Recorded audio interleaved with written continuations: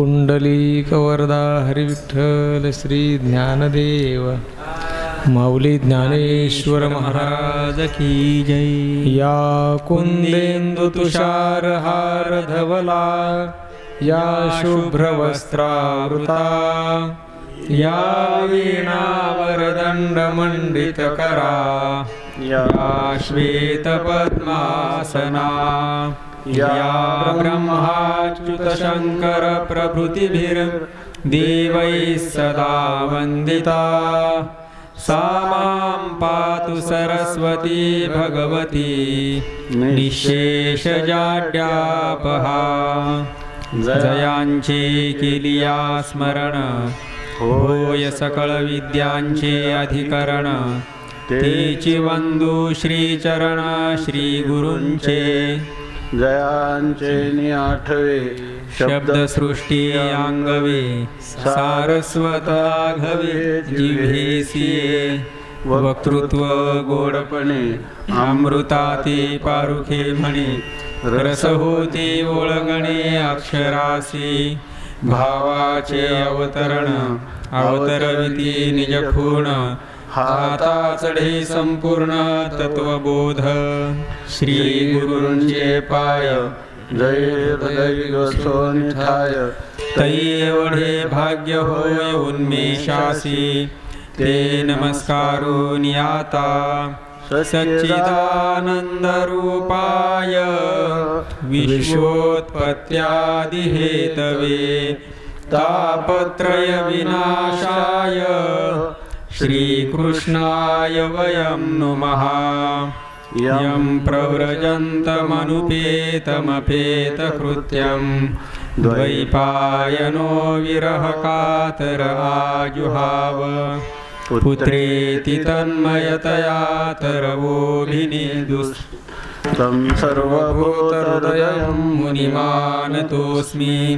जन्माद्यस्य यतोऽन्वयादितरतश्चार्थेष्वभिज्ञस्वराट् तेने ब्रह्महृदायादिकवये मुह्यन्ति यत्सूरयः।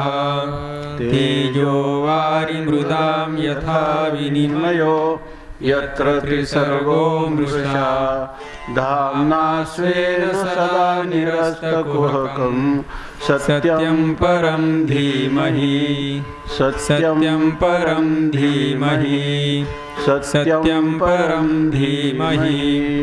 श्वेतपद्मासना देवी श्वेतपुष्पोपशोभिता श्वेतांबरधरा नित्या श्वेतगन्धानुलेपना श्वेताक्षसूत्रहस्ता च श्वेतचन्दनचर्चिता श्वेतवीणाधरा शुभ्रा श्वेतालङ्कारभूषिता वन्दिता सिद्धगन्धर्वैः रचिता सुरदानवैः पूजिता मुनिभिः सर्वैः ऋषिभिस्तूयते सदा।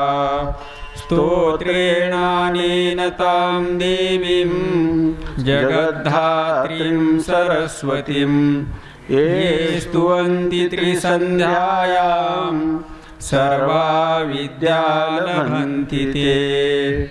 वंशी विभूषितकरान्नवनीरदाभात् पीताम्बरादरुणबिम्बफलाधरोष्ठात् पूर्णेन्दुसुन्दरमुखादरविन्दनेत्रात् कृष्णात् परं किमपि तत्त्वमहं न जाने। श्री गणेशाय नमः। श्री सरस्वत्यै नमः।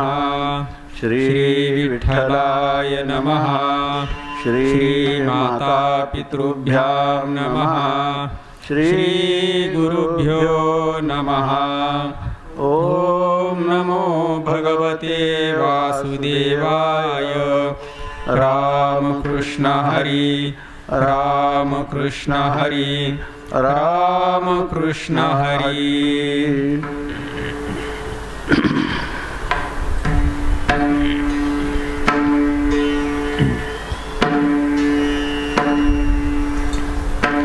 हरपली सत्ता मुराली वासना, सावळाची नयना दिसतसे, काय करू माय सावळा श्रीकृष्ण, सांगितला प्रश्न निवृत्तीने,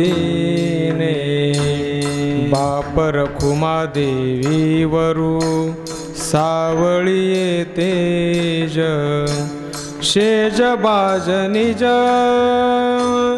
कृष्ण सुखे, काय करू माय सावळा श्रीकृष्ण, सांगितला प्रश्न निवृत्तीने.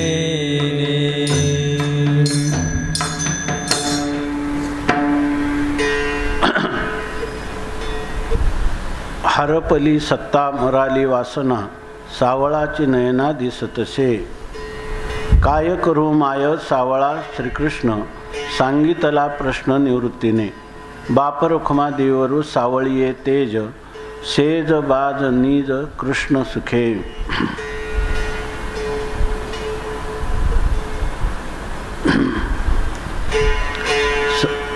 संत सम्राट भगवान ज्ञानोबाराय, वैराग्य राग रसिक जगद्गुरु संत शिरोमणी श्री तुकोबाराय, शांती ब्रह्म श्री संत एकनाथ महाराज, महाराष्ट्रातील सर्व संतांची मांदियाळी, संप्रदायाचं परम आराध्य दैवत श्री पांडुरंग परमात्मा, या सर्वांच्या अलौकिक असीम अपूर्व अहेतुकी अशा अनुग्रहामुळं, दयेमुळं, त्यांची आपणावर असणारी असीम अनुकंपा दया, यामुळं आपण सर्व या अत्यंत प्रतिकूल असणाऱ्या, संपूर्ण जगाला त्रस्त करून सोडणाऱ्या या महाकरुणाव्याधीच्या विळख्यात आपलं जीवन असताना आपण या विश्वाचं तत्व काय आहे, यामध्ये सत्यम परं धीमहि, सत्य काय आहे आणि यात मिथ्या काय आहे, नित्य काय आहे, अनित्य काय आहे, सार काय, आसार काय, ग्राह्य काय, त्याज्य काय, या ठिकाणी या गोष्टीचा अध्यात्माच्या अधिष्ठानावर संत वाङ्मयाच्या आधाराने वस्तुनिष्ठ असा विचार करण्यास प्रवृत्त झालो. आणि या काळातही निश्चिंतेने जाव्या अभयाच्या ठाया, आपल्याला निश्चिंत आपल्या चित्ताची स्थिरता ठेवून आपल्या ठिकाणी सात्विक धैर्य कशा प्रकाराने वाढेल आणि आपण या काळातही निश्चिंत राहून अभयाला प्राप्त होऊ, अशा प्रकारचं जर आपण इच्छा करू तर ही इच्छा आपली, ह्या इच्छेची पूर्तता आपल्याला ह्या अध्यात्मचिंतनाशिवाय, संत वाङ्मयाचा आधार घेतल्याशिवाय आपल्या जीवनात कधीही होणं शक्य नाही. आणि ही गोष्ट घडून यावी, किमान ह्या संपूर्ण जगताचा नियामक असणारा, सगळ्यांची उत्पत्ती स्थिती आणि संहार करणारं असं जे परमात्म तत्व आहे, त्या परमात्म तत्वाला जाणून जर तमेव विदित्वा अतिमृत्युमेती, त्याला जाणलं तर ह्या मृत्यूतून आपण तरून जाऊ शकतो. हा आपण ज्याला मृत्यू समजतो हा तर खऱ्या अर्थाने मृत्यूच नाही. यामध्ये फक्त ह्या स्थूल शरीराला सोडून सूक्ष्म शरीर निघून जात असतं. पंचज्ञानेंद्रिय, पंचकर्मेंद्रिय, पंचप्राण आणि अंतःकरण हे जे सूक्ष्म शरीर आहे हे फक्त स्थूल शरीराला सोडून जातं, त्याला आपण मृत्यू समजतो. आणि हे जो देह पडतो त्या देहाला मी असं समजतो आणि देहाचं मरण म्हणजे माझं मरण आहे असं समजतो. परंतु जर आपण ज्ञानोबाराय तुकोबारायांचा अनुसरण केलं आणि केविलवाण्या दृष्टीनं त्यांची करुणा भाकली तर ते आपल्याला अशा ठिकाणी नेऊन पोचवतील की ज्या ठिकाणी मरण माझे मरोनी गेले, मज केले अमर, ठाव पुसिले बुड पुसिले, ओस ओसले देह भाव, अशा प्रकारची स्थिती आहे की त्या ठिकाणी आपुले मरण पाहिले म्या डोळा, जाहाला तो सोहळा अनुपम्य. या काळातही आपल्याला कशा प्रकाराने मरणाचा सोहळा पाहता येईल आणि आपल्याला तो अनुपम्य आहे असं वाटेल. आणि मरण जे आहे तर ते मरण म्हणजे जिवंत असतानाच त्यांनी अभ्यास केलेला आहे की झाला प्रेतरूप शरीराचा भाव, लक्ष येला ठाव स्मशानीचा, रडती रात्रंदिवस काम क्रोध माया, म्हणती हाय हाय यमधर्म.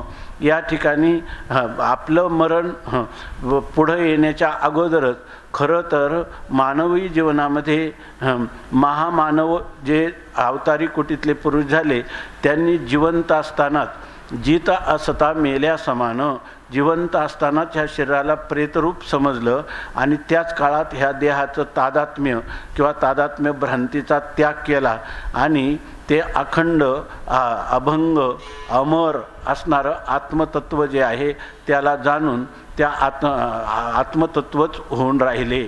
आणि त्यामुळं हे जे मरण आहे त्या देहादिकांच्या मरणाविषयी ते उदासीन राहिले. उदासीनी या अर्थाने की त्यांनी त्या देहतादात्म्य भ्रांतीचा त्याग केला आणि उत म्हणजे ऊर्ध्व म्हणजे देहाचं अधिष्ठान असणारं सर्व व्यापक घनीभूत चैतन्य जे की सच्चिदानंद स्वरूप आहे, त्या सच्चिदानंद स्वरूप ब्रह्माचा त्यांच्या बुद्धीमध्ये आत्मत्वाने निश्चय झाला.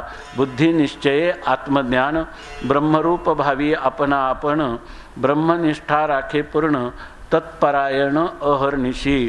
आणि असे जे संत ज्यांनी ह्या रसाचं ह्या अमृत रसाचं भगवत रसाचं पान केलं, तृप्त झाले आणि सेवितो हा रस वाटितो आणि का घ्यारे हो नकारान भरी, विटेवरी ज्याची पाऊले समान, तोची एक दान शूरदाता, मनाचे संकल्प पावविल सिद्धी, जरी राहे बुद्धी याचे पायी, तुका म्हणे मज धाडिले निरोपा, मार्ग हा सोपा सुखरूप. अशा प्रकारचा संदेश संपूर्ण ह्या मानवी विश्वाला दिला आणि स्वतःची व्यापक अनुभूती संपूर्ण सर्वात्मक देव, त्या देवाचं दर्शन ज्यांनी साक्षात केलं आणि संपूर्ण मानवजातीला सुखाचा शोध घेत असताना नान्य हा पंथा विद्यते अयनाय, ह्या दुःखातून मुक्तता होण्यासाठी दुसरा कोणताच उपाय नाही, फक्त मी कोण आहे, मी कुठून आलो, मला कुठं जायचं आहे, माझं नेमकं स्वरूप म्हणजे हे शरीर मी किंवा माझं आहे, हे मन मी किंवा माझं आहे, ही बुद्धी मी किंवा माझं आहे, ह्या जगताचा आणि माझा संबंध कोणता. हे तसंच या ठिकाणी माझा आणि परमात्म्याचा संबंध कोणता. परमात्मा जो आहे तो स्वतः माझंच स्वरूप आहे असं जेव्हा त्याला ज्ञान होईल त्याला म्हणतात की हू एम आय, मी कोण आहे याचं त्याला उत्तर मिळेल. त्यावेळेला त्याला जगामध्ये दुःख स्वप्नात देखील राहणार नाही आणि त्याच्या जीवनात केवळ आनंद, केवळ परमानंद, केवळ ब्रह्मानंद, केवळ शांतानंद अशा प्रकारची स्थिती मनुष्य जीवनात प्राप्त होऊ शकते. संतांनी ती प्राप्त केली आणि त्या स्थितीपर्यंत आपल्याला कसं जायचं यासाठी देखील मार्ग दावून गेल्याआधी दयानिधी संतते तेनेची पंथे चालो जाता, न पडे गुंथा कोठे काही, मोडून या नानामते देती सिद्धांते सौरसू. आपले निळोबाराय म्हणतात, निळा म्हणे आईसे संत कृपावंत सुख सिंधू, सुखाचे सागर असणारे हे संत आपल्याला सर्व सांगून गेले. परंतु पुढं अभंग येणार आहे, वाज तसे बोंब कोणी नाही कती कानी, हरी हरी न म्हणती तयाची थोर झाली हानी. अशा स्थितीमध्ये आपण रात्रंदिवस ह्या संसाराच्या दुःखामध्ये जन्ममरणाच्या परंपरेमध्ये पुन्हा पुन्हा किती वेळा जन्मायावे, नित्य व्हावे फजित आणि म्हणून जीव भ्याला शरण गेला विठोशी. अशा वेळेला फक्त भगवत शरणागती, त्याला भगवत प्रपत्ती असं म्हणतात, तेवढाच उपाय आहे, दुसरा कोणताही उपाय नाही. पण आपण तोच उपाय अनेक प्रकारचे असणारे आपली अनंत जन्माची अपराधात्मक स्वरूपाची असणारी पातकं, निषिद्ध कर्म करण्याच्या वासना आणि याशिवाय शब्द स्पर्श रूप रसगंध ह्या पंचविषयामध्ये आपल्या अंतकरणात उत्पन्न झालेली लालसा आणि आपल्या जीवनात अनंत कालापासून विषय हे जीवाला सुख देतील अशा प्रकारची भ्रामक धारणा, यामुळं आपण कधीही ह्या संसार दुःखातून सुटत नाही. परंतु ह्या अशा आता सध्या जो काळ आहे याला म्हणतात जनपदोध्वंसक व्याधी.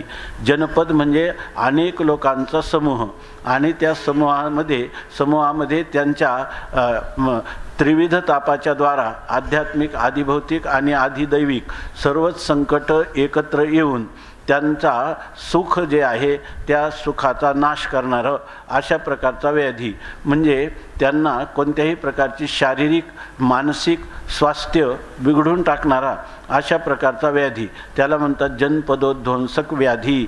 ज्याच्यामुळं शरीर आणि मन हे संतप्त होईल, त्रस्त होईल, त्याच्यामध्ये स्वास्थ्यामध्ये एक प्रकारचं विस्कळीतपणा येईल अशा प्रकारचं वातावरण. आणि हे वातावरण जरी आपण इतिहास पाहिले तरी पूर्वीच्या काळामध्ये प्लेग, कॉलरा अशा साथी झाल्या. त्याला इतिहास साक्षी आहे हजारो वर्षांचा. परंतु सर्वच विश्व एकाच काळामध्ये व्याधिग्रस्त व्हावं अशा प्रकारचं वातावरण या ठिकाणी जे काही आज आपण ज्या वातावरणाचा सामना देत आहोत किंवा त्या वातावरणाचे परिणाम आपण भोगत आहोत, या कालासारखा काल, दुर्धर काल आत्तापर्यंत प्राप्त झाला नाही. परंतु असं आहे की या प्रतिकूलतेचा जर आपण उपयोग केला तर आपल्याला जन्म भोगलेली दुःख कायमची संपुष्टात येईल अशा प्रकारची जीवन पद्धती, आर्ट ऑफ लिव्हिंग, जीवन जगण्याची कला संतांनी अशी सांगून ठेवलेली आहे का यावत चंद्र दिवा करहू, जोपर्यंत चंद्र सूर्य आहेत तोपर्यंत मानवजातीला कितीही बाहेरून दुःख असली तरीसुद्धा त्याला कोणत्याही प्रकारच्या दुःखाची झळसुद्धा लागणार नाही. स्वामी महाराज सांगायचे, एकची काळी भोगितो ज्ञानी, संसार परमार्थ दोन्ही, सरोवरा माझी अर्धा बुडाला, वरी ऊन खाली शीतळ पाणी, एकची काली भोगितो ज्ञानी, संसार परमार्थ दोन्ही. जर संतांनी सांगितलेलं आत्मज्ञान किंवा आपल्या स्वरूपाची आपण ओळख करून घेतली तर एकाच वेळेला बाहेरून प्रारब्ध प्राप्त असणारी ईश्वरेच्छेने किंवा जीवाच्या कर्माने प्राप्त होणारी जी दुःख आहेत ती अटळ आहेत. कोणीही जरी असला तरी त्याला प्रारब्ध भोग, केलेल्या कर्माचे भोगावेच लागतात. भोगादेव कर्मणाम क्षयः, सगळ्या कर्माचा क्षय हा भोगानेच होत असतो, भोगा वाचून कर्माचा क्षय होत नाही.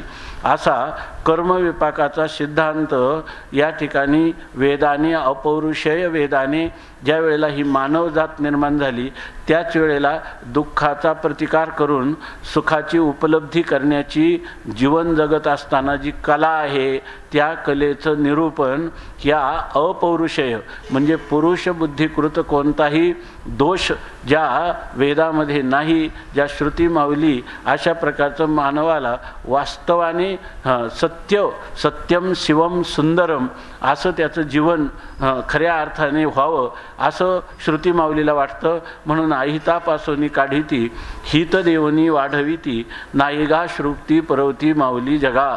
मानवाचं अकल्याणापासून त्याला दूर करावं आणि त्याचं खऱ्या अर्थाने हित करावं यासाठी वेदाचा जो संदेश आहे, शृण्वन्तो अस्य नाही शृण्वन्तु विश्वे अमृतस्य पुत्रः आये धामानि दिव्यानि तस्तुः. या ठिकाणी वेद सांगतो, श्रुती माऊली सांगते की तुम्ही हे रसरक्त मांस मेदाने बनलेलं शरीर नाही, तुम्ही अमर स्वरूप आत्मा आहात. म्हणून म्हणतात अमृतस्य पुत्र आहात, तुम्ही अमृताचे पुत्र आहात. शृण्वन्तु, हे तुम्ही चांगलं ऐकून घ्या. तुम्ही दिव्य धामानी तस्तुः, तुम्ही दिव्य धाम निवासी असे तुम्ही देवच आहात. तुकाराम महाराज देखील हाच वेदाचा संदेश सांगतात. देवची बरे देवची बरे, तुका म्हणे खरे तुम्ही. अमर आहा न मना देह माझा ऐसा. या देहाला मी म्हटले नाही की तुम्ही अमर अशा प्रकारचे दिव्य धाम निवासी अशा देवता रूप हेच तुमचं खरं स्वरूप आहे असं सांगतात. परंतु या उपाय ह्या जनपदोध्वंसक व्याधीमध्ये भगवंतानी अशा प्रकारचा काही संकल्प असावा की संपूर्ण मी निर्माण केलेली मानवजात ज्यासाठी निर्माण केली आणि मला तेव्हा खूप समाधान वाटलं की आहार निद्रा भय आणि मैथून हे तर सर्वच लोक करतात, म्हणजे सर्वच जीव करतात. आमिबापासून तर हिरण्यगर्भापर्यंत आहार निद्रा भय मैथुनंच सामान्यमेतत् पशुभिर्नराणाम ज्ञानम हि तेषाम अधिको विशेषः ज्ञानेन हीनः पशुभिः समानः.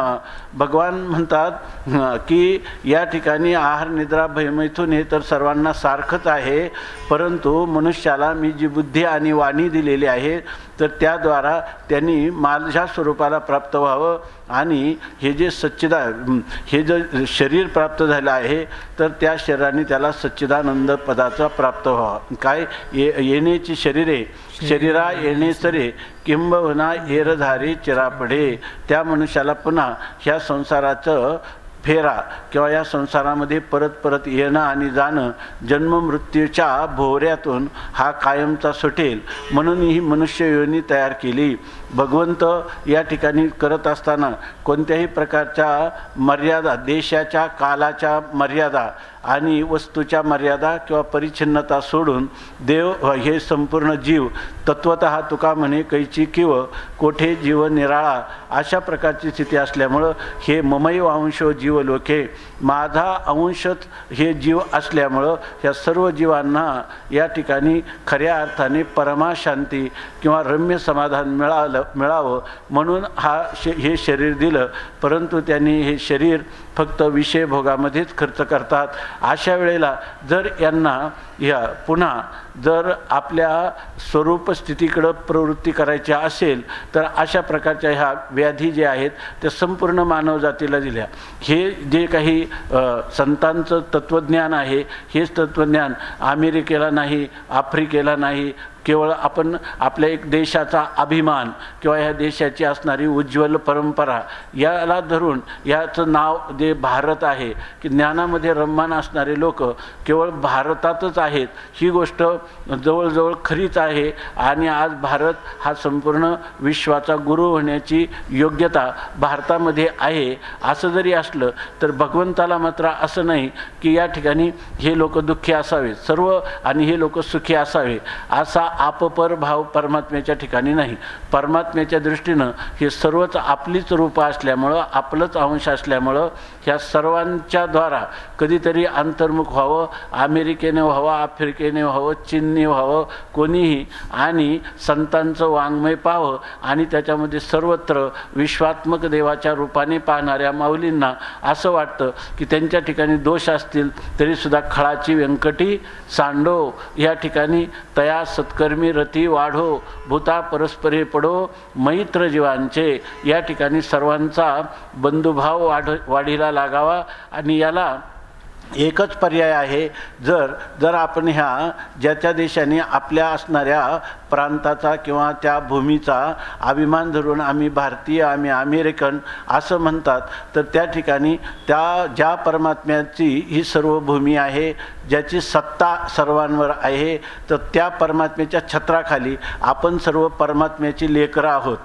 ख्रिश्चन धर्मामध्ये सर्व परमात्म्याची लेकरं आहेत अशा प्रकारचेही विचार आहेत. मुस्लिम धर्मामध्येही सर्वांचा बाप एकच आहे, परंतु या ठिकाणी प्रत्येक धर्म, प्रत्येक पंथ आणि तथाकथित असणाऱ्या ज्या विचार प्रणाली आहेत की ज्या आध्यात्मिक अशा तथाकथित वाटतात, परंतु त्या ठिकाणी त्या परिच्छिन्न भावाला, संकोचाला त्या ठिकाणी आपलं जीवन ध्येय मानून त्या संकोचित जीवनामध्ये युद्धासारखी किंवा परस्पर द्वेषाची वातावरण निर्माण होतात.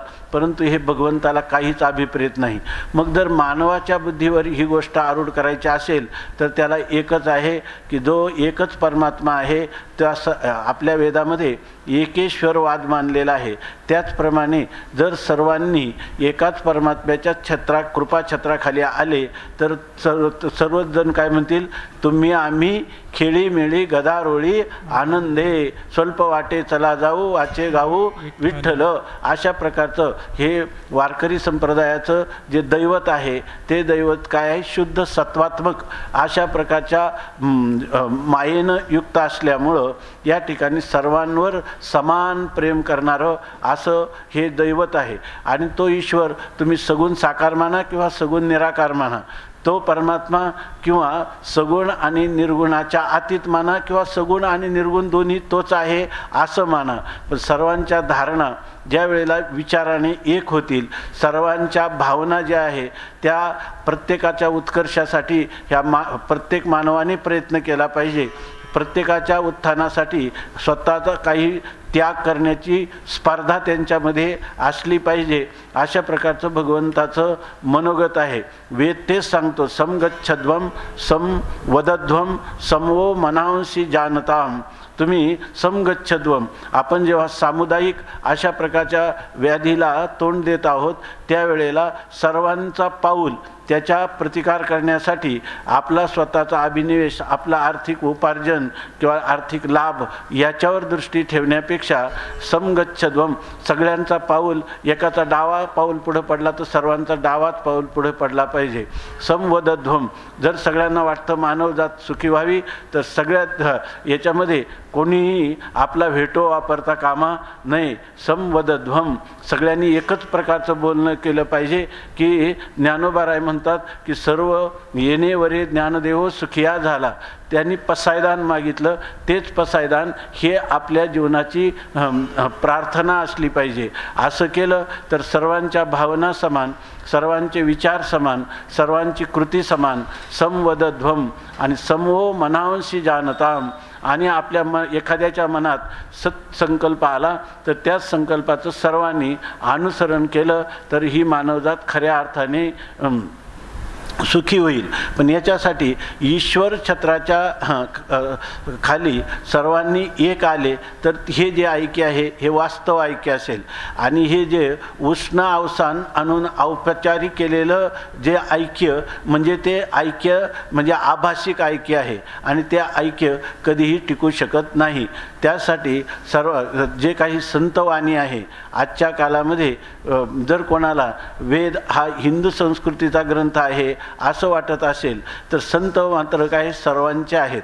तर सर्वांनी संतांनी वेदमार्गे मुनी गेले त्याचे मार्गे चालले. परंतु जर कोणाला त्याचं वावडं असेल तर त्याच्यासाठी संत मात्र काय आहे, ज्यांच्या ठिकाणी त्या माता पिता यांच्याहीपेक्षा त्यांचं प्रेम जे आहे ते संपूर्ण मानवजातीवर अधिक असल्याचं दिसून येतं. म्हणून त्या संतांचं अनुसरण करावं आणि आपण आपल्या जीवनामध्ये त्यांचं अनुसरण करून आपलं जे ध्येय आहे की आपल्याला पाहिजे परमाशांती, आपल्याला पाहिजे रम्य समाधान, आपल्याला पाहिजे अविनाशी उत्तरोत्तर वृद्धिंगत होणारं सुख, दुःख संबंध रहित सुख, तर याचा मार्ग हा निश्चित आहे.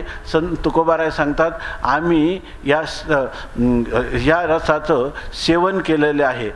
काय अनुभवे आले अंगा ते या जगात देतसे. संपूर्ण जगाला तुकोबाराय म्हणतात आम्हाला जो अनुभव आला आणि जो अनुभव आहे तो अकाट्य अशा स्वरूपाचा आहे. त्याच्यामध्ये कोणताही संशय नाही, कधी विपरीत भावना होणार नाही.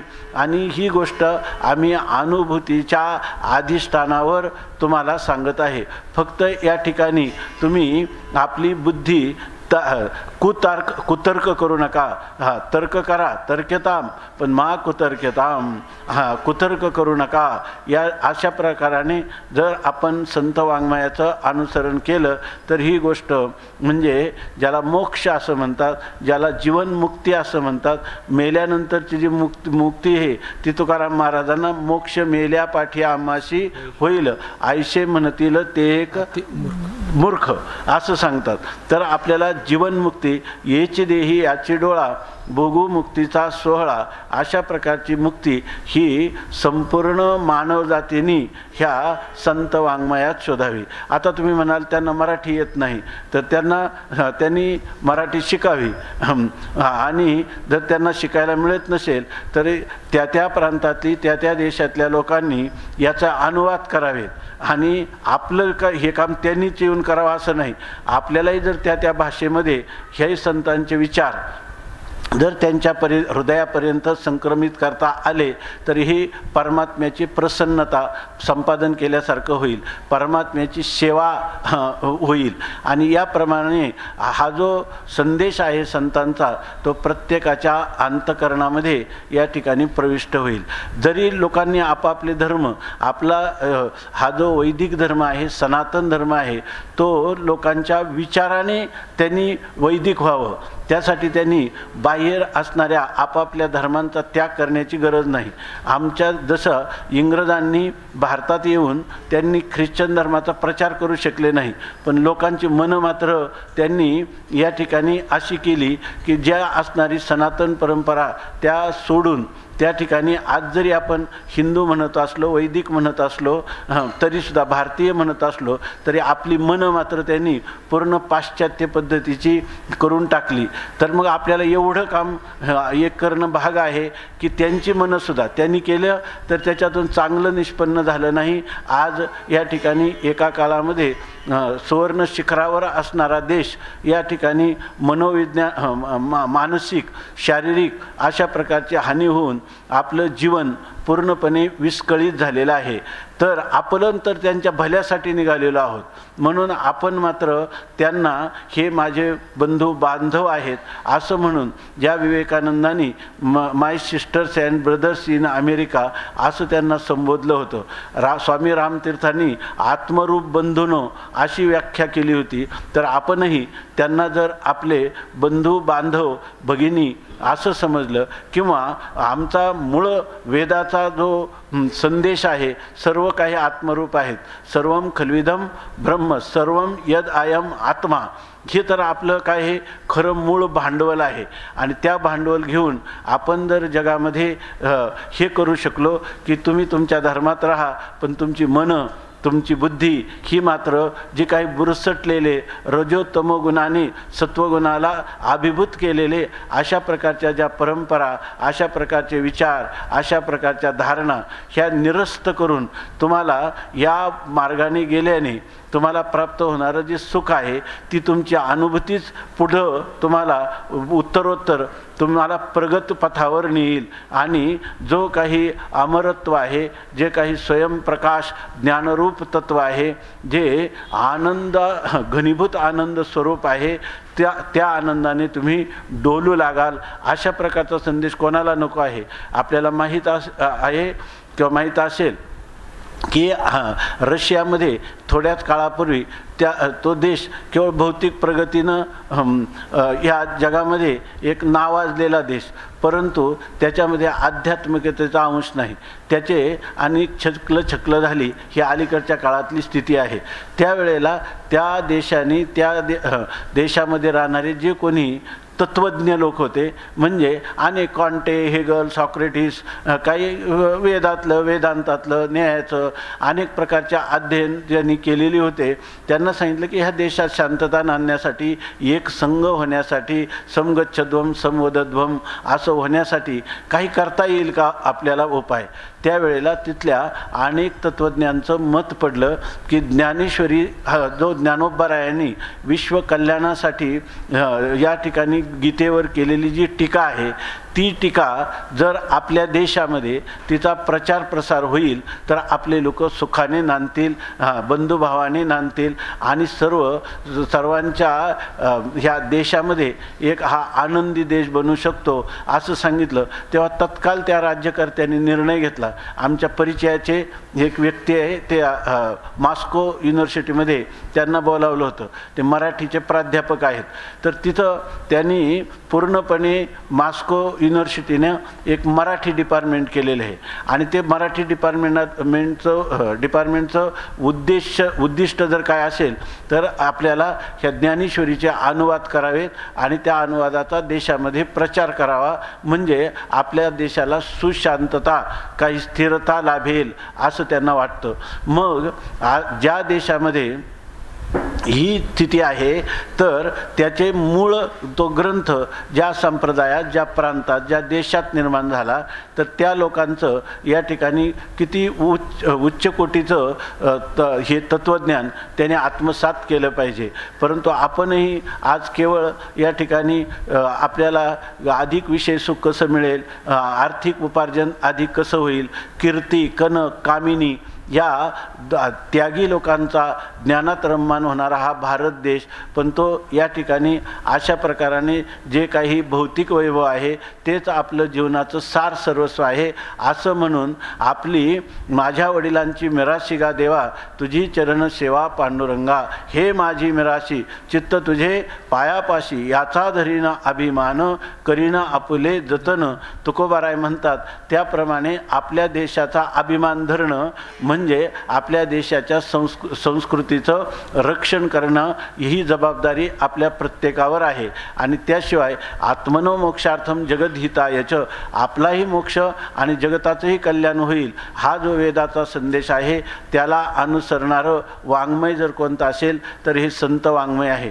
त्याच्यातही आणखी असं आहे की संत सम्राट भगवान ज्ञानोबारायांनी जे हे ग्रंथपंचक केलेलं आहे, ह्या ग्रंथपंचकाचं आपण जर अनुशीलन केलं आणि अनुसरण केलं, त्या ग्रंथातल्या विचार जे आहेत ते आत्मसात केलं तर आपणही सुखी होऊ आणि संपूर्ण जगत ज्ञानोबारायांनी सांगितल्याप्रमाणे अवघे चित्र, ज्ञानोबाराय तर सगळं जग म्हणजे एक ब्रह्मांड, हे खंड नवखंड म्हणत नाही, अवघेची त्रैलोक्य आनंदाचे आता चरणी जगन्नाथा चित्त ठेले, माय जगन्नाथ बाप जगन्नाथ, अनाथाचा नाथ जनार्दन, एका जनार्दनी एकपणे उभा, चैतन्याची शोभा शोभतसे. सर्व लोकांमध्ये एकच आत्मा अनुष्ठित आहे हे जर आपण जगाला उद्घोष करून सांगितलं आणि जगाला ह्या आत्मानुभूती प्राप्त झाली तर जगाचे कोणताही प्रश्न राहणार नाही. त्याच्यामध्ये राग, परस्परांचा रागही राहणार नाही, द्वेषही राहणार नाही, मत्सरही राहणार नाही, संपत्तीचा मदही होणार नाही, कामही नाही आणि क्रोधही नाही. आणि काम नाही तेथे कामाची नाही तेथे क्रोध, कामाची नाही तेथे क्रोधची कैचा, तेथे कैचे भांडण रे. अशा प्रकारे विश्वामध्ये ह्या युनोची स्थापन करण्याची सुद्धा गरज पडणार नाही. परंतु बरेच लोक असं म्हणतात की हे जे विचार आहेत तरी हे विचार तुमचे झाले, परंतु हे विचार फक्त तुमच्या मस्तिष्कामध्ये आले, ह्या फक्त केवळ कोऱ्या संकल्पना आहेत. ह्या संकल्पना खरोखरच कोऱ्या राहतील, पण कधी राहतील जेव्हा आपण त्याच्यात उडी मारणार नाही, ते आपल्या जीवनाचं ध्येय करणार नाही. स्वामी विवेकानंद म्हणतात की माझ्या जीवनामध्ये मला सर्व वेदांत विश्वमय करून टाकेल अशी माझी प्रतिज्ञा होती. पण त्याच्यामध्ये काय झालं की मला असे 10 लोक पाहिजे होते संपूर्ण जीवनात. त्यांना ते म्हणतात की मी 10 लोक जमवू शकलो नाही. एकच शिष्य त्यांचा मिळाला, मला आता नाव लक्षात येईन, तर त्या शिष्याने जे काही तो ही लघु लिपी ते शिकलेला होता, म्हणजे शॉर्ट हँड, गुडविन नावाचा शिष्य मिळाला. आणि त्या गुडविननं इतकं स्वामी विवेकानंदांनी जे 10 खंड लिहिलेत, आज संपूर्ण जगातल्या बऱ्याचशा भाषेत त्याचा अनुवाद झालेला आहे आणि भारतीय भाषामध्ये तर झालेलाच आहे. त्या 10 खंडांचा प्रचार होत आहे. तसं आपल्यामध्ये फार नाही तरी जर या ठिकाणी आपण खऱ्या अंतःकरणपूर्वक या कार्याला जर प्रारंभ केला तर कृण्वंत विश्वम आर्यम विचाराने आपण हे संपूर्ण विश्व हे आर्य किंवा सभ्य लोकांचा समूह या ठिकाणी करू शकतो. परंतु यासाठी आपण जीवन जे आहे ते जीवनाचा स्थायी भाव म्हणजे हे आपण आत्मनो मोक्षार्थम आणि जगद्हितायच हे तत्व आज जसं ज्ञानोबारायांनी केलं. काल एक फार गोड एक जणांनी सांगितलं, जेव्हा आपले लोक निंदा करतात किंवा स्तुती करतात आपल्या कार्याविषयी, तर त्यांनी सांगितलं की निंदास्तुतीचं काही मानण्याचं कारणच नाही. कारण म्हणे आमचा आदर्श आहे ज्ञानोबाराय. आणि ज्ञानोबाराय इकडं लोक त्यांना इथं सिद्ध बेटात जायला भाग पाडतात. त्यांना मधुकरी पण द्यायला कोणी तयार नाही, खापरसुद्धा मिळायला तयार नाही. ज्ञानोबारायांच्या पाठीवर योग सामर्थ्याने त्या ठिकाणी स्वयंपाक करावा लागला अशी स्थिती आहे. आणि त्यासाठी सिद्धाईचा मिरविला बडीवार सिद्धाईचा तरीसुद्धा काही उपयोग झाला नाही. आणि असं असतानासुद्धा लोक निंदा करत होते, वाळीत टाकत होते आणि त्या लोकांचा उद्धार कसा होईल याची चिंता ज्ञानोबारायांना होती. एक सुद्धा ह्या 5 ग्रंथामध्ये लोकांचा एक ताटीचा प्रसंग जर सोडला आणि तो प्रसंग सुद्धा ज्ञानोबारायांची लीला आहे. आणि मुक्ताबाईला ब्रह्मचित्काळा कशी आहे हे दाखवायचं आहे, ही त्यांनी केलेली लीला आहे. जगामध्ये त्या लीलेतून सुद्धा अवतीर्ण झाले ते असंच झालेलं आहे की जगाने जरी आपल्याला किती विश्वरागे झाले वन्नी संती सुखी व्हावे पाणी अशा प्रकारचा उपदेश मुक्ताबाई करतात ज्ञानोबारायांना निमित्त करून. जसं अर्जुनम निमित्तीकृत्य आह श्री भगवान, तसं ज्ञानोबारायांना निमित्तीकृत आह श्री मुक्ताबाई ह्या ठिकाणी मुक्ताबाई म्हणालेले आहेत. अशा प्रकारची स्थिती आहे. म्हणून आपल्याला आपले जे आदर्श आहेत ते आदर्श विशेषतः ज्ञानोबारायांचं वाङ्मय, त्या वाङ्मयाला जर आपण अनुसरलं, त्या वाङ्मयाची सेवा केली, काया वाचा मनाने त्या वाङ्मयाला आत्मसात केलं आणि तोच अनुभव आपल्याला आलेली दिव्य अलौकिक अनुभूती ती हे हृदयीचे ते हृदयी घातले आणि द्वैत न मोडिता केले आपण आयशे पार्था. जसं द्वैत तर मोडलं नाही तसं सगळे जग, सगळ्या जगाचे धर्म पंथ आपापल्या जागेवर राहू द्या, द्वैत मोडण्याची गरज नाही. पण द्वैताचं अधिष्ठान जे आहे ते मात्र सर्वांचं एकच आहे असं ज्ञान झालं नाही. असं ज्ञान झालं तर कोण कोणाचा द्वेष करील? कोणीही कोणाचा द्वेष करणार नाही. जिथं आज एक कौटुंबिक असणारं विश्व, कौटुंबिक एक विश्वच आहे, कुटुंब ही एक संस्था म्हणजे एक विषय, त्याच्यामध्ये जर विस्कळीतपणा होत असेल, पहिल्यांदा व्यक्ती जी आहे त्या व्यक्तींचा समूह मिळून कुटुंब, अनेक कुटुंब मिळून गाव, मग तालुका, जिल्हा, प्रांत, देश, खंड किंवा हे संपूर्ण विश्व. परंतु व्यक्तिगत जीवनच जर प्रत्येकाचं या ठिकाणी अध्यात्म प्रवण झालं तर या जगामध्ये सगळं जगाचा समूह तो प्रत्येक मनुष्यच कसा आहे, प्रत्येक मनुष्यच आदर्श आहे. या ठिकाणी दुसऱ्या आदर्शाची गरजसुद्धा नाही. दर 2 माणसं भेटली तर हा काही श्रेष्ठ आहे ना हा त्याला काही देईल असं नाही. आदान प्रदान करायचं झालं तर ते काय करतील, तच्चिंतनम तत्कथनम अन्योन्यम तत्प्रबोधनम एतदेक परत्वंच ब्रह्माभ्यासम विदुर्बुधा असं म्हणतील. म्हणून आपल्याला जरी हे गोष्ट एक कोरी कल्पना आहे असं वाटेल, परंतु ज्या संतांनी आज जे काय आपण ह्या विचाराला बसलो त्यावेळेला ज्ञानोबारायांनी असा विचार केला असता तर आज आपण 700 वर्षानंतर हा विचार करीत बसलो असतो का? नाही. स्वामी विवेकानंदांनी सांगितलं, एखादा महापुरुषाला जरी काही अनेक प्रकारच्या प्रतिबंधामुळं इप्सित कार्य करता आलं नाही तरी त्याच्या संकल्पात इतकं बळ आहे की ते कार्य करण्यासाठी भगवंताच्या प्रेरणेने अनेक महापुरुष जन्म घेतील. म्हणून स्वामी विवेकानंदांनी असं म्हटलं की जसा एखादा मनुष्य एव्हरेस्ट शिखरावर गेला तर त्याला खाली असणारे लोक जे आहेत तर ते त्याला एकदम छोटे छोटे असे दिसायला लागतात आणि त्याला वाटलं की ह्या लोकांचं सुद्धा उत्थान व्हावं असं त्याला वाटलं. म्हणजे थोडक्यात काय की अध्यात्मामध्ये परिपक्व झालेल्या एखाद्या व्यक्तिमत्वाला, साधूला जर असं वाटलं की ह्या जगातही उन्नयन व्हावं, ह्या जगाला सुद्धा आपण जे ना काय देव पाहो उंच ठाई उभे राहो अशा प्रकारचं जर वाटलं आणि त्यांनी सांगितलं की तो एखाद्या हिमालयाच्या गुहेत आहे. आता लोकांचं त्याचं खूप मोठं अंतर पडलेलं आहे. लोक असं जड दुःख द्वैतात रमलेले आहे, तो सच्चिदानंदात रमलेला आहे. परंतु लोकांचं दुःख पाहून अशा महापुरुषाचं चित्त जेव्हा द्रवीभूत होतं, पगळतं, तेव्हा त्याला असं वाटतं की ह्या सगळ्या जगताचं कल्याण व्हावं. आणि हा संकल्प तर तो आहे गुहेमध्ये. ती गुहा आहे हिमालयाची, तिथं संपूर्ण बर्फच बर्फ आहे आणि त्यामध्ये तो संकल्प करतो की ह्या जगाताचं कल्याण कसं होईल. आणि तितक्यामध्ये स्वामी विवेकानंदांनी सांगितलं तितक्यामध्ये वर त्या ज्या गुहेत तो बसला, वरून एक कडा बर्फाचा कोसळला आणि नेमका तो कडा जो आहे त्या गुहेच्या दरवाज्यावर थांबला आणि गुहेचा दरवाजा बंद झाला.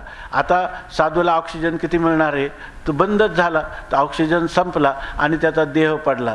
तर ते म्हणतात आता त्याचा जो संकल्प होता तो अपुराच राहिला ना, असं आपल्याला वाटतं. हा संकल्प त्याच्याच जो संकल्प आहे तो संकल्प त्याच्या संकल्पातच फक्त मुरून गेला, त्याला कोणत्याही प्रकारचं कार्यकारित्व प्राप्त झालं नाही असं त्याला आपल्याला वाटतं.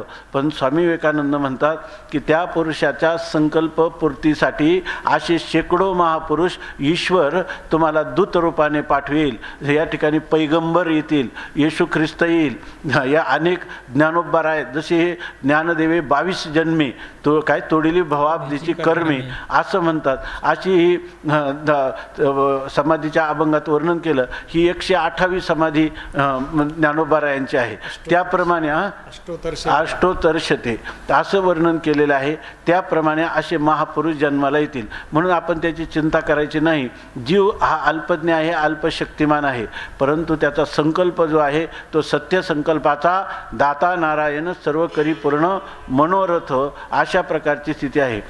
आपलं चिंतन याच्यासाठी चाललंय की आपण जीवनात भाग्यवान आहोत की अशा प्रकारचा मार्ग जो आहे तो मार्ग चोखाळावा असा आपल्या अंतःकरणामध्ये एक सदिच्छा निर्माण झालेली आहे. आणि ज्ञानोबरायांचे शब्द आहेत की माझा मराठाची बोल कौतुके अमृतातेही पैजा जिंके आईशे अक्षरे रसिके मिळविनं. ही रसमय असणारी अक्षर, त्या अक्षरांचा आपण काही ना काही यथाशक्ती यथामती वेध घ्यावा असं आपल्याला वाटायला लागलं. वास्तविक केवळ त्या शब्दाचा वेध घेऊन उपयोग नाही, तर आपल्याला खरं त्या शब्दाचा अर्थाचं ज्ञान झालं पाहिजे. केवळ अर्थाचं ज्ञान होऊन सुद्धा चालणार नाही. त्यांनी सांगितलेली त्यांना इच्छित असणारी जी काही स्वरूपस्थिती आहे त्या स्वरूपस्थितीला आपण प्राप्त व्हावं. आणि आपणही या ठिकाणी जे काही ज्ञानोबरायांचं मनोगत आहे, गुरूंचं मनोगत आहे, संतांचं मनोगत आहे, त्या संतांच्या मनोगताप्रमाणे प्रत्येक जीवाने परमात्म स्वरूपाची प्राप्ती करावी आणि कायमचं निहाल जीवन करून टाकावं. आणि एकच मरण येईल, पुन्हा दुसरं मरण येणार नाही, कारण जन्म आलं तर मरण होतं, परंतु हा त्याचा न तस्य प्राणः उत्क्रामंती इह समविलीयन्ते. त्या महापुरुषाचे प्राण लोकांतराला जात नाहीत, ते याच ठिकाणी विलीन होतात असं सांगितलेलं आहे. म्हणून अशा प्रकारचं जीवनाचं जे काही ध्येय आहे ते ध्येय प्रत्येक मानव मात्राने ठेवावं. अशाच प्रकारची ही अभंगवाणी आहे. काय शब्द आहे, किती परवलीचा शब्द आहे. ह्या वाङ्मयाला काय नाव द्यावं. कितीतरी वाङ्मयाचे ललित वाङ्मय म्हणतात, दलित वाङ्मय म्हणतात, पण ह्या वाङ्मयाला काय म्हणतात, अभंगवाणी. जी कधीही भंगणार नाही, ज्याला किती तिच्या विरुद्ध संक्रमणं आली तरीसुद्धा ही वाणी लोपली नाही. 700 वर्षात इंग्रजांचं राज्य आलं, मुस्लिमांचं राज्य आलं, आणि आता जे राज्य आहे ते कोणाचं म्हणायचं हे माणसाला लवकर कोडच उलगडत नाही, आहे की नाही. अशा प्रकारची स्थिती आहे. कोणाचंही असू द्या, आमचा अभंग अभंगच राहतील. आणि जोपर्यंत मनुष्याला माझ्या जीवनामध्ये दुःखाची समाप्ती व्हावी आणि मला शाश्वत सुख मिळावं असं वाटतं, त्यावेळेला ज्ञानोबाराय तुकोबारायांचा अभंगवाणी सर्वांच्या समोर येईल. त्या वाणीसाठी कोणी दलित असतील, ललित असतील, सगळ्यांना ती उपयोगाला होईल. जर कोणी दलित असेल तर सोयराबाई चोखामेळा समोर येतील. जर कोणी धर्माभिमानी असतील तर ज्ञानोबारायांसारखे संत त्यांच्या समोर येतील, कान्हो पाठक समोर येतील. अशा प्रकारचं हे तत्त्वज्ञान, हे इतकं चिंतन आपण कशाकरता करायचं की ही इतकी गोष्ट आहे, ही दगडावरची रेग आहे की संतांच्या वाङ्मयाचं अनुसरण केलं आणि ह्या वाङ्मयाचं चिंतन केलं का माणसाचं जीवन पूर्णपणे परिवर्तन निश्चित होणार. दुसरी गोष्ट, त्या परिवर्तन होऊन त्याला फलश्रुती पण प्राप्त होणार. आणि ती कधी होणार, याच देहात होणार. ह्याच्यामध्ये बरं तुम्ही म्हणाल आत्तापर्यंत आमचं 50 वय झालं, झालं, कोणी म्हणेल आम्ही अजून बालच आहोत. याचं काही नाही. आबाल वृद्ध सगळ्यांना सुलभ अशी वाणी केली. जर कोणी म्हणेल की आमच्या 60ला भेटलो, ते म्हणतात काही हरकत नाही, गेले ते भूस जावो, परत ते गेलेलं जाऊ द्या, पण आता तरी पुढे हाची उपदेश नका करू नाश आयुष्याचा सकळांच्या पाया. माझे दंडवत आपलाले चित्त शुद्ध करा. हित ते करावे देवाचे चिंतन करून या मन शुद्ध व्हावे. तुका म्हणे लाभ होय तो तुका म्हणे लाभ होय तो व्यापार, करा काय फार शिकवावे. तुकाराम महाराज आपल्या दारात येऊन म्हणणार, देव घ्या कोणी, देव घ्या कोणी, आयता आला घर पुसोनी. या ठिकाणी तुम्ही किती म्हणा देव न लगे, देव न लगे, साठवणीचे रुंधले जागे. आमच्या मनात किती विचार, किती भावनांचा थैमान आहे. तुमचं विचार आणि भावना साठवायला जागाच नाही. तुकाराम महाराज म्हणतात नाही, तरी पण तुम्ही देव घ्या कोणी, देव घ्या कोणी. तुकाराम महाराज म्हणतात की असं आहे की देव घ्या फुका, देव घ्या फुका, न लगे रुका मोल काही. आजच्या जीवनामध्ये असं आहे की हे फार संत सोपे झाले, म्हणूनच त्यांच्याकडं त्यांच्या वाङ्मयाची उपेक्षा झाली. काल एक मुलगी आली होती, ती योगशास्त्र चे क्लास घेते. तर त्याला मी म्हटलं तुला फी काय ठेवली, तर तिने सांगितलं भारतासाठी 1000 रुपये आणि अमेरिका, इंग्लंड, जपान या राष्ट्राला मी जे योग शिकवते तर त्याच्यामध्ये त्यांचे 2000 घेते, ते डॉलरमध्ये असतात म्हणे. तर 2000 रुपये घेते. मी म्हटलं हा भेद कशामुळे केला, आपले लोक दरिद्री आहे म्हणून नाही. ते म्हणले तसं नाही की त्या लोकांना जर फी कमी घेतली तर आपण जे शिकवतो त्याचा दर्जा पण खालचाच वाटतो. जितके पैसे जास्त घेतले तेवढे आम्हाला योगाचे विद्वान अधिक समजतात. तर परंतु संत तसे नाही. देव घ्या फुका, देव घ्या फुका, न लगे रुका मोल काही. परंतु आपण इतके निर्ढावलेले आहोत की आपण तरी नकोच म्हणतो. त्यामुळं तुकाराम महाराजांसारख्याला म्हणावं लागतं, दुबळा तुका भावे दुबळा तुका भावे विन, उदारा देव घेतला ऋण. नका का घेईना तुम्ही, आता त्या देवाला काय करतो, मीच घेतो. हे तुकाराम महाराजांनी सांगितलं. संतांनी कधीही त्या ठिकाणी आगतिक होऊ नये, निराश होऊ नये. तर त्यांनी असं समजावं, हे सर्व लोक माझा आत्माच आहे, माझा आत्मोद्धार झाला का या सर्वांचा आत्मोद्धार झालाच असं समजावं. म्हणजे आपल्याला नैराश्याच्या गर्तेत कधी जावं लागू नये. असे संतांनी हे सगळं इतकं निर्माण करून ठेवलेलं आहे. स्वामी महाराज सांगायचे, तुकोबारायांचे अभंग, ज्ञानोबारायांचे अभंग अशा प्रकारचे आहेत की मनुष्य जन्मल्यापासून मृत्यूच्या क्षणापर्यंत त्याच्या अंतःकरणात जितक्या वृत्ती निर्माण होतील तेवढ्याही वृत्तीचं प्रतिनिधित्व ह्या अभंगवाणीमध्ये केलेलं आहे. एवढे माणसाच्या ठिकाणी विचार. बरं, त्याला उतारा काय आहे, तो उतारा पण त्या अभंगामध्ये सांगून ठेवलेला आहे.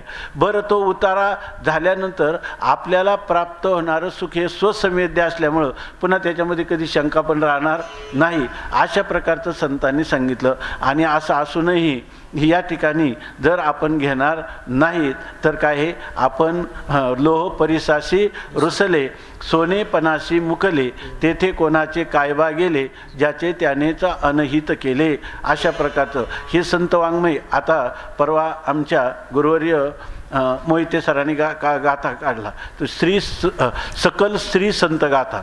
म्हणजे स्त्री जीवन आहे. आम्ही तर म्हणतो ह्या भारतातल्या तो सकल संत गाथा आहे ना, प्रत्येक स्त्री जीवनापर्यंत जर तो पोहोचला, त्यांनी जर तो वाचला, तर ही स्त्री जीवन इतकं उंच होईल का पुन्हा बालपणामध्ये बाल गुन्हेगार तुम्हाला कुठं सापडणारच नाही पुन्हा. आणि पती आणि पत्नी यांचं द्वंद्व युद्ध कधीच तुम्हाला दिसणार नाही. आणि सेवा ज्याला म्हणतात, तर सेवा चोरपणा हा कधी कुठं दिसणार नाही.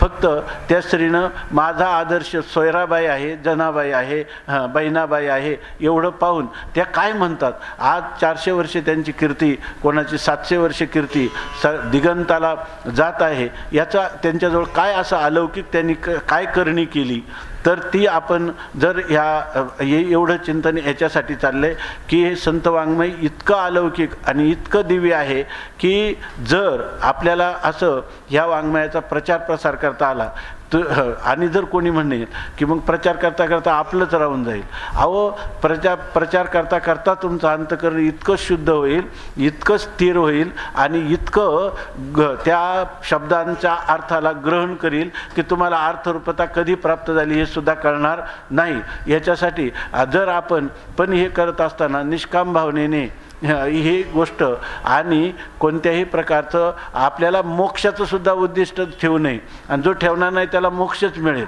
सगुण साकार परमात्म्याच्या सगुण दर्शनाचं सुद्धा त्यांनी आपलं मनोगत ठेवू नये, त्याला सुद्धा सगुण साक्षात्कारच होणार, त्याला तत्त्वज्ञानच होणार. कारण हे तत्त्वज्ञानाने भरलेलं आहे, भक्ती सिद्धांताने भरलेलं आहे.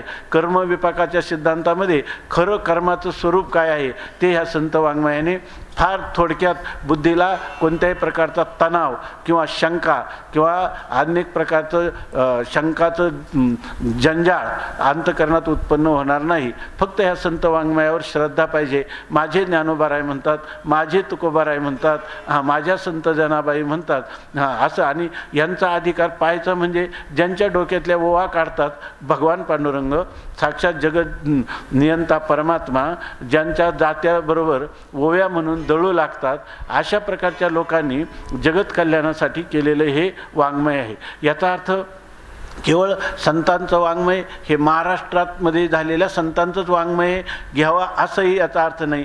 संत तुलसीदास असतील, संत सुरदास असतील इतकं नाही, तर या ठिकाणी हे सुफी साधू काही झालेले आहेत, तर त्यांनीसुद्धा जर आपण पाहिलं तर जवळजवळ ही जे संतांची विचारसरणी ही परिपूर्ण आहे, तितकी जरी नसली तर त्यांना तितकं वातावरण, तितकं वाङ्मय आणि तितकं मार्गदर्शन आणि तितका बुद्धीचा विकास न होता देखील ते फार जवळ गेलेले आहेत. म्हणून ह्या संत विचाराचा प्रभाव जनमानसावर करणं हेच आपलं काय परम कर्तव्य आहे. आणि तेच जर आपण करायला लागलो तर आपल्याला आपली सर्व इप्सित फलं जी आहे ती घर बसल्या आपोआप, कारण देवाने काय सांगितलं, ये इदम परमं गुह्यम मद्भक्तेष्वाभिधास्यति भक्ती मयी पराम कृत्वा मामे वैश्यत्य संशया. जे माझ्या ह्या तत्त्वज्ञानाचा प्रचार प्रसार करतील, भक्तांच्या समुदायामध्ये ह्याच कथेचं निरूपण करतील, तर ते मला माझ्या स्वरूपाला येऊन प्राप्त होतील. भक्ती त्यांच्या अंतःकरणात माझं भक्ती प्रेम निर्माण होतील आणि देह त्यागानंतर ते मला प्राप्त होतील, किंवा याच जन्मात ते नित्य निरंतर माझाच अनुभव किंवा माझीच संगती, माझंच स्वरूप त्यांच्याबरोबर राहील. जनी जाय पाणीयाशी आणि मागे धावे ऋषिकेशी, अशी ही संस्कृती आहे. आता या ठिकाणी संप्रदायाचा अभिनिवेश म्हणून नाही, परंतु या ठिकाणी हे सर्व विचारांचं परिपक्व अवस्था जर तुम्हाला शोधायची असेल तर ह्या वारकरी संतांच्या अभंगवाणीमध्ये आहे. आणि त्याचंही मूळ सूत्र जे आहे ते श्री संत निवृत्तीनाथ महाराज आहेत. आणि त्या सूत्राचं भाष्य म्हणा, टीका म्हणा, वार्तिक म्हणा केलेले आहे ह्या ज्ञानोबरायांनी आपल्या गाथेमध्ये. आता आपण हे एवढं चिंतन केलं, याचं कारण असं आहे, वास्तविक आपल्याला वेळ थोडा आहे. आपल्याला हे अभंग जे आहेत, जितके जास्तीत जास्त अभंग आपल्याला पांगता अर्थ करता येईल याच्यासाठी आपण प्रवृत्त झालेलो आहोत. परंतु प्रसंगी ह्या संबंधाने काही म्हणजे याच्याशी संबंधी अशा प्रकारचे काही विचार करणं आवश्यक वाटतं. म्हणून आपण या ठिकाणी फार तर भावना या अंगाने या ठिकाणी थोडंसं चिंतन करण्याचा प्रयत्न केला. आपलं प्रकरण चालू आहे, निळ्याचं प्रकरण चालू आहे. तर आता ह्या निळ्याच्या प्रकरणात परमात्म्याचा रंग निळा आहे आणि त्या निळ्या रंगाने सर्वांना म्हणजे जे भक्ती सिद्धांताचं विश्व आहे त्या सगळ्यांना आकर्षण करून घेणारं ते निळं रूपडं आहे. आणि त्यांनी काय अनुभूती आली ती माऊलींनी ह्या प्रस्तुत अभंगामध्ये सांगितलेले आहे. आपला वेळ जवळजवळ संपलेला आहे, परंतु किमान एवढ्या अभंगाचा धावता अर्थ घेऊ. आता तुम्ही म्हणाल मग आत्तापर्यंत झालं तर अभंगाचा अर्थच विस्ताराने सांगितला असता तर बरं झालं असतं. असं जर तुम्ही तुम्हाला जर ह्या अभंगाचा अर्थ लक्षात आला तर तुम्हाला असं वाटेल की आतापर्यंत झालं तर अभंगाचाच अर्थ झाला असं समजा. हरपली सत्ता मराली वासना सावळाची नयना दिसतसे म्हणतात. हरपली सत्ता, वास्तविक सत्ता म्हणजे काय? सत शब्दाचा अर्थ आहे त्रिकाला बाध्यत्वम सत्यत्वम. तिन्ही कालामध्ये जे आबाधित असतं, ज्याचा कधी नाश होते, त्याला सत्ता म्हणतात. निळं रूप पाहिलं, भगवंताचं स्वरूप पाहिलं आणि सत्ता हरपली. जी सत्ता त्रिकाला बाधित आहे ते आमचं स्वरूप आहे आणि आम्हाला निळ्या रूपाने पाहिल्यावर सत्ता हरपून गेली, सत्तेचा लय झाला किंवा सत्ता जी आहे ती नष्ट झाली असा अर्थ घ्यायचा नाही. तर या ठिकाणी हरपली सत्ता म्हणजे जीवाची सत्ता आहे. आमचं जीवाचं जे जीवत्व आहे ती जीवाची सत्ता भ्रमकालात मानली जाते, ती हरपली.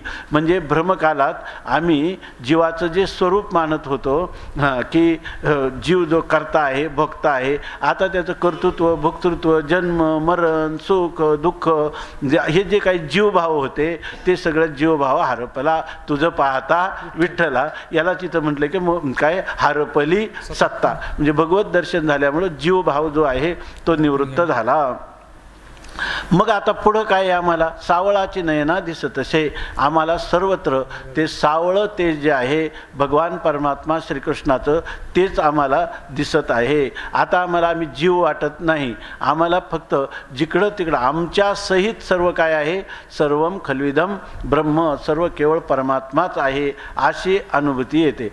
आता याच्यामध्ये माऊली सांगतात, मग तुम्ही असं केलं की सगळीकडे परमात्मा दर्शन व्हायला लागलं, तर ते म्हणतात ही स्थिती तुम्हाला कशी प्राप्त झाली? मग आम्ही त्याच्यासाठी काय केलं? असं मावती म्हणतात, आम्ही त्याच्यासाठी काय जन्मजन्मांतरी केली हे सूचना. काय निळोबारांची गवळण आहे, याची लागी तेजी येले भोग, याची लागी व केले नाना याग, याची लागी व अष्टांगादी, याची लागी व अष्टांगादी साधन, याची लागी व या विषयांचे त्याग, याची लागी व या विषयांचा त्याग. अशा जन्मजन्मांतरी केली हे सूचना आम्ही केलेलं आहे. आम्ही श्री गुरूंची सेवा केली, शास्त्राचं आलोडन केलं, याच्यासाठी योग याग तप केली. हे काही बहुत सुकृताची जोडी असं माऊली म्हणत नाही. माऊली म्हणतात हे आपल्या प्रयत्नाने त्या परमात्म्याची भेट किंवा त्या परमात्म्याचा आनंद मिळत नसतो. काय करू माये सावळा श्रीकृष्ण, हे कशामुळं आहे? त्या जे सावळा असणारा जो श्रीकृष्ण आहे, श्रीकृष्ण हे कृष्ण शब्द आकर्षक करून घेणार आहे आणि श्रीकृष्ण म्हणजे श्री शब्द त्याचं ऐश्वर्य सांगणार आहे. त्या परमात्म्याचं ऐश्वर्यच असं आहे की त्या परमात्मा आम्हाला काय करू माये सावळा श्रीकृष्ण, तो श्रीकृष्ण परमात्माच आमच्यावर अहेतुक कृपा करतो आणि आमचं मन बलात्काराने हरण करतो. अशी ही स्थिती आहे. ही स्थिती तुम्हाला कशी कळली? तर माऊली सांगतात, सांगितला प्रश्न निवृत्तीने. आम्हाला हा प्रश्न शब्द बऱ्याच वेळेला साहित्यामध्ये येतो, संत साहित्यामध्ये, तेव्हा त्या प्रश्न शब्दाचा अर्थ आहे उत्तर. ह्या प्रश्नाचं उत्तर आम्हाला कोणी सांगितलं? आम्ही केलेला आम्हाला उत्पन्न झालेला प्रश्न सांगितला, म्हणजे त्या प्रश्नाचं उत्तर किंवा प्रश्नाचं समाधान. श्री निवृत्तीनाथ महाराजांनी असं सांगितलं, तू फक्त त्या सावळ्या तेजाचं, त्या परमात्म्याची उपासना, भक्ती, प्रेमपूर्विका भक्ती करत राहा.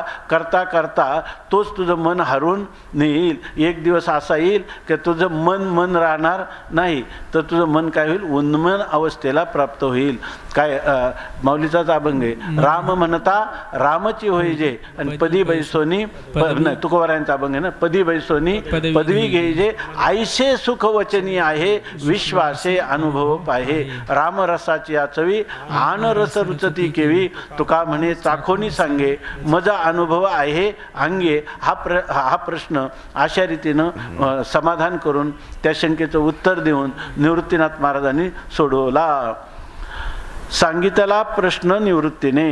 थोडक्यात काय, पण याच्यामध्ये गुरुकृपा आणि ईश्वर कृपा ज्याच्या जीवनात होतील त्याला ही स्वरूपस्थिती प्राप्त होईल. आपल्या जीवनामध्ये नेहमी मनुष्याने लक्षात ठेवलं पाहिजे. माणसं खूप शंका करतात, त्याच्यासाठी पायाला बहुरा बांधून अनेक तीर्थाटनं वगैरे किंवा अनेक प्रकारची कोणी साधवत गोरान काय करोत तपादी साधनी, कोणी साधवत गोरांजनी, आम्ही नवजो तया वाटा, नाचू पंढरी चोहटा. या ठिकाणी आम्ही कुठे जाणार नाही. आमच्या जीवनात जेव्हा काही प्रश्न निर्माण होईल तो आम्ही गुरूंना विचारू, त्याच्यासाठी आम्ही परमात्म्याला प्रार्थना करू. म्हणजे आपल्या जीवनामध्ये 4 कृपा मुख्य आहेत. एक शास्त्र कृपा पाहिजे, एक अंतकरण कृपा पाहिजे, तिसरी गुरुकृपा पाहिजे, ईश्वर कृपा पाहिजे आणि चौथी गुरुकृपा पाहिजे. तर ह्या कृपा मनुष्याने नेहमी एकांतात बसल्यावर ह्याचा विचार केला पाहिजे. माझ्या जीवनात ज्या काही परमार्थ साधना करीत असताना त्रुटी कोणत्या आहेत, तर त्या कृतीमध्ये माझं शास्त्राचं अध्ययन चाललं की नाही. नसेल तर कमी असेल तर ब्रह्मचर्य धर्म घोकावी अक्षरे, शास्त्रकृपा होईल. जर तुम्ही भगवंताचं नामस्मरण, भगवंताचं ध्यान केलं तर ईश्वर कृपा होईल.